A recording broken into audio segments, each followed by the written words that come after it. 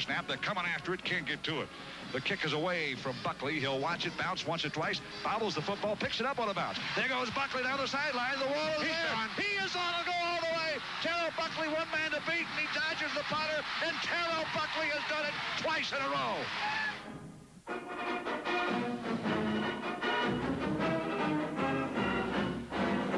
The Bobby Bowden Show is brought to you by Barnett Bank, your source for the Seminole Visa card. By new Jumpin' Jack cheese-flavored Doritos. Doritos knows Jack about cheese. By your local Ford dealer. Ford trucks are too tough to beat. By Osmos products from Great Southern Wood. If it doesn't say Osmos on this yellow label, believe me, you don't want it. By 10K, the taste even Gatorade drinkers prefer. By Centel, the telecommunications company where people connect. By Blockbuster Video. Wow, what a difference. And by Coca-Cola and your local Coca-Cola bottler. Coca-Cola Classic. You can't beat the feeling. Here are Coach Bobby Bowden and Gene Deckerhoff. Hello and welcome to our show. The Seminoles extend the nation's longest winning streak by winning their 12th in a row at the expense of Georgia Southern on Saturday night in front of a sold-out crowd at Doak Campbell Stadium. Congratulations, Coach, and I know you're happy with the way your team played, the fact that so many players played, and what a tremendous turnout to see Florida State play Georgia Southern. Oh, we were able to play a lot of players, and it had a beautiful night. I thought we was going to get some rain. And I thought the band, the Seminole Marching Chiefs, set everything up with their music and their display before the ball game, and had a lot of excitement, and it was a Seminole Saturday night. Standing room only crowd sees the Seminoles beat Georgia Southern 48-6. All sorts of highlights, everything imaginable you can see at a football game coming up, plus a great moment of champion. Sixth largest crowd, Coach, to see a football game at Doak Campbell Stadium. Yeah, and that's a great ceremony right there. Chief Osceola and Renegade just did a great job. And look at the crowd there now. This is Georgia Southern, Division I AA, and we got a packed house. Standing room only Parents Weekend, and I understand you could have sold about 6,000 more tickets. Oh, yeah. First play of the game, Ampley here on a sweep, and gets us off to, sets the tone of the game, picks up about 9 yards, I believe. Then Brad comes back and hits Edgar Bennett, who's really catching the ball well. Boy, I'm very pleased with the way he's catching the ball. Mike Morris there at guard from Miami, Florida. Look at that tackle out there. Who is that blocking out there? Yeah, I couldn't see who that was. I know who it was. That Hayward Haynes. Hayward Haynes, 65. Is he from Bartow, Florida? Hayward Haynes from Bartow. Sure I got Paul Quinn. Right. Yeah, exactly.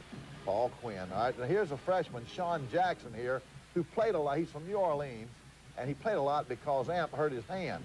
And there again, Mike Morris leading the block. Look at old Matt Fryer down there hustling from Live Oak, Florida. Boys really pleased with that boys played. Here's Brad Johnson, Black Mountain, North Carolina, hitting Edgar Bennett from Jacksonville. Look at this, Mike Morris, number 60, leading the blocking downfield again. There's Matt Fryer, number 12, showing up. Edgar tried to get it in there. Hands off to Ampley. He breaks it around left end, and let's see, is that Flint? Who was out there blocking it, that tight end position, number 86 from Jacksonville, Florida? Marvin Farrell. Marvin Farrell from Jacksonville, Florida. He and Warren Hart, both of them from Jacksonville, Florida, were are freshman tight ends for us, and we're beginning to play them more. Lonnie Johnson, another true freshman, blocked the punt this week, by the way, from Miami, Florida. There's our Chief Osceola. Boy, he does a real good job. Boy, they run the options very tough. Oh, looked like a real good play by Kirk Carruthers. Number 62 there, right there, Troy Sanders from Elba, Alabama. Boy, he played well. He is really improving. I've been very pleased with him. Look at that, 45, Kirk Carruthers, Troy Sanders. Carruthers from East Lansing Mission, number 45. One of the leaders on our football team, although he's only underclassman. Tony Moss, number 99 from Miami, Florida. 75 there is Joe Ostrozewski. He's the younger of the two Ostrozewski. He's the younger, yeah, what, about 12 seconds? 12 seconds, huh? And Richie Andrews comes in and kicks a field goal. Richie Andrews is kicking so much better, I can't believe it. It's you wonder why. I mean, it's just him. He's just doing a heck of a job. Boy, look at that hit there. I couldn't, you know who that might have been? Number 55? Well, it wasn't Marvin Jones. Fred Jones is younger, but I know Fred and his daddy and family are so proud of Marvin, you know. Marvin because they're such a good family. Another freshman to start at linebacker. He follows Kirk Carruthers. Oh, yeah, exactly. Now, they threw a lateral out there, and Bill Reagan from Live Oak, Florida.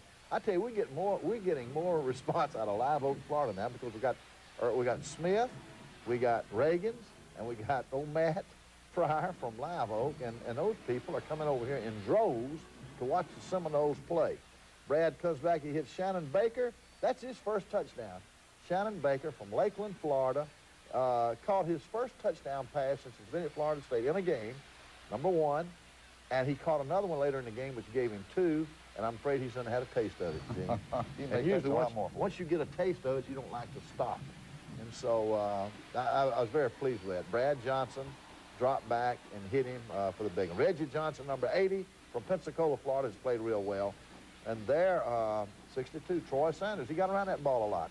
I saw him around that ball. Grady Ross from Jacksonville, Florida. What a hustler.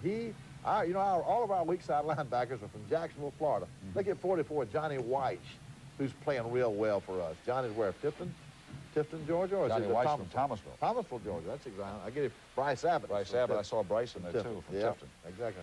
By the way, Shivers was in town this week, he and his family. And here's Brad Johnson on a rollout and picked up a nice block from Dave Roberts there from Griffin, Georgia. I saw some of his friends down from Griffin, Georgia at our ball games, too. Here's Brad back. Good fake. No, good handoff. Boy, that's some good faking there. Amp Lee from Chipley, Florida. Amp can really, here's some good shots of why he runs so well. You see how he makes you miss him? He's really got some good moves. He's not the burner that you like, but gosh, he's got such good. Now, here's Brad again on a rollout and hits Dave Roberts. There's Lawrence Dawsey from Dothan, Alabama, out there in the flat. And here's Brad. He hits Edgar Bennett again. And it seems like every time he catches a pass, that little number 12 down there. Now, watch out now, Matt. Don't get me one of them Live Oak penalties down there. Bennett's caught 10 passes. Now, watch his move. You see Amp's move there? I didn't see it. He's so quick. Neither did that cornerback. I wish they'd show it again. Watch his move right here. Now, this is, we can't teach this. Watch, see? That end and corner just completely faked out. There's a strap right down there on the ground. He just faked him right out. Great job. So 21-3. Now, I'm going to say this. We were having to work like mad. Georgia Southern would not give us anything. We had to work like mad to get any kind of yard. Bert, I'll tell you what. Florida State last January went to their 3rd straight New Year's Day bowl game. But, the game was not exactly what I thought it would be against Nebraska. Well, Nebraska was hot over the fact that they had lost 31-28 the last time we played them, which was, the year before, right? Absolutely. But this game was kind of weird in a way because the game starts out and everybody's looking for Florida State to do big things offensively, but Florida State's defense takes charge. Nebraska gets on the board early in the ballgame, goes ahead 7-0. Florida State's defense comes in and makes some great defensive plays, a fumble recovery, a pass interception, but we missed 2 chip shots on field goals, and Florida State is dying until we get to the second quarter, and lo and behold, Mr. P.T. Willis takes charge then. It becomes the P.T. Willis Bowl. The second quarter was unbelievable. He gets out, connects 12 of 14 for 210 yards. That's in one quarter, by the way, 210 yards. My God, that's a career for me. He ended up, Vic, as you very well know, with 422 yards, which is 5 touchdowns, which I don't think is... You never should say records are not going to be broken, but that's an unbelievable record. And the records, what's really interesting is that P.T. Willis' records, which he broke, were set by Florida State. Yeah, Danny McManus. Danny McManus a couple years ago in that tough ball game that he pulled out. But again, Bobby Bowden just knows how to win ball games, Bert. When you think about the coaching today, Vic, in my opinion, there's 3 legends left coaching, with Bowden retiring last year. And the one that has the best bowl record in terms of consecutive wins is Bobby Bowden. He has learned how to win bowl games. And he certainly did in 1990, as Florida State knocks off Nebraska 41-17. Join us again next week when we relive another great moment in Florida. And as always on the Bobby Bowden Show, a great visit with Burt Reynolds and Vic Prinzi. Great moments in Florida State football. Great memories from that fiesta. Yeah, and I wish Burt Reynolds was back in Jupiter, Florida, instead of being way out there west. They tell that series he's got going to be a great one. Okay, Brad Johnson back to throw. Good protection in there by Mancini. And, Edgar Bennett does it Edgar again. Bennett on another... 106 yards. Yeah, Edgar, okay, he didn't have 100 yards rushing, but he got a total of 100-something yards catching the football. And that's very good. All right, so here we hit Dawsey from Dothan, Alabama, across the middle there. And, Dawsey had been shut out till that point in the ball. Well, they were doubling his side. So we threw to the other side. And I don't think Dawsey liked that. He wants that ball, but we were able to hit him some. Edgar Bennett again on some real fine. Edgar Bennett from Jacksonville, Florida. His mother and dad, what a fine family he's got over there in Jacksonville. We're mighty proud of him. Jason Dillberry, who's from Orange Park. I don't know if they claim Jacksonville or not, do they? He played a lot last night. Played at Orange Park High School. Boy, there's Ampli on some fine. Look at 51. Robin Baker. Robbie Baker has been doing so well at center. I've been very pleased with him. Rich Andrews takes another field goal. Florida State takes a 24-3 lead. Now, I'm going to tell you what, we're working hard for those points. Georgia Southern will not give us anything. They are a well-coached football team. They are a team that if they just continue to progress, in my opinion, has got another chance to win it all this year, and I hope they do. They're deserving. All right, there's a call. Some real fine block in there again by Georgia Southern. You see them cutting our people down? But we had so many there, we got everybody, somebody finally got to the ball. 66 there is Shilbrack. We put him in, he's 6'8". We put him in to try to block field goals up the middle. One of these days he's going to get one. Here's Casey Weldon from Tallahassee, Florida. He came in. We put him in a crucial situation, and he did a real good job. I was very pleased with his performance. Here he hits Dawsey, Lawrence Dawsey, and there's old Reggie Johnson from Pensacola, Florida. And here's Sean Jackson, our freshman running back from New Orleans, Louisiana, playing for Ampli. We also played Felix Harris from Lake Placid. But Sean here was a little bit more productive. A real fine one. Nice block by Mancini. There's that Fryer out there working hard again. And then here's, look at Dawsey. Look at Dawsey blocking downfield. Dawsey got 2 blocks down there. So he nearly scored. But Sean's a big back. He's 220 pounds, and, you know, and he's really got a good future. He slips about 4 tackles on this run. Well, yes, he does. Yes, he does. Tiger McMillan also, you know, one of our freshman running backs. We're trying to redshirt him if we can. That's the longest run of the season by a Seminole running back, 51 yards. Yeah, but it's early in the year. We're going to have some 90-yarders. If they don't, I'm going to move Terrell Buckley over to tailback.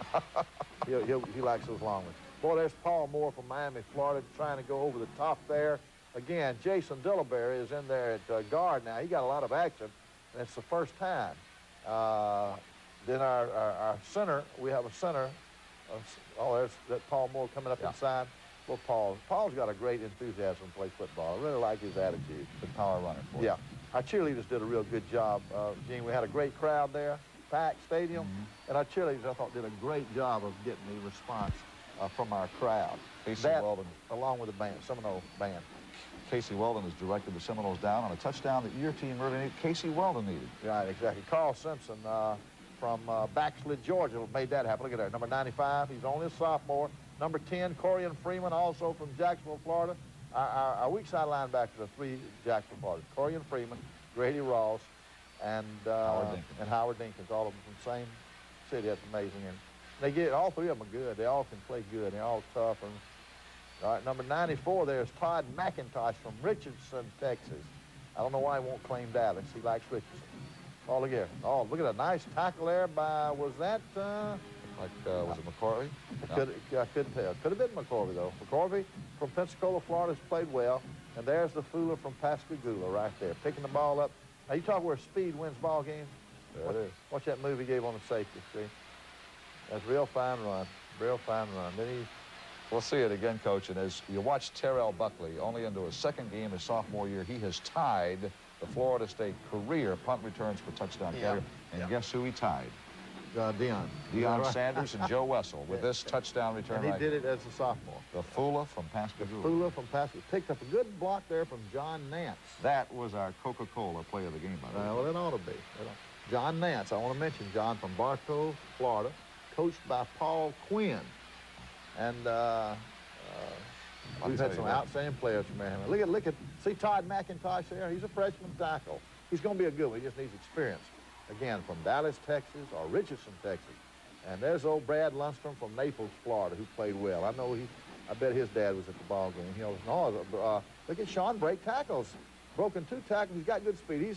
This young man's football's all ahead of him, too, because now here comes old Casey Weldon. Boy, he did a good job here. 84 there is Warren Hart. See it blocked by Warren Hart? Now, there's another block there by...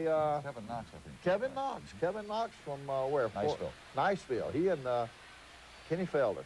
Boy, there's another nice catch by Shannon Baker. Might have got a taste of it, Gene. You know, it's like a lot of things. Once you get a taste of it, you just can't stop. Yeah, he said that on his first one, and he did get a taste of it. He got a taste of it, and now he wants that ball, and that's just something you want. It's contagious We want it to become contagious. Brad Johnson holding there for the extra points. The snapper is Gene Haupt. Gene Haupt, who's done a good job down through the years snapping for us, and a great enthusiastic guy. And your North kicking, Carolina. your kicking game is continuing to be perfect. Well, it better get perfect because each week I think we're playing a tougher opponent. I think each week your opponents are getting tougher. We haven't played, you know, great teams yet, as you know. But, gee, I just hope we can grow with it and get better. 48-6, the final score. The Seminoles are 2-0. We look ahead to a trip to New Orleans, the Big Easy, and the Tulane Green Waves. Stay tuned.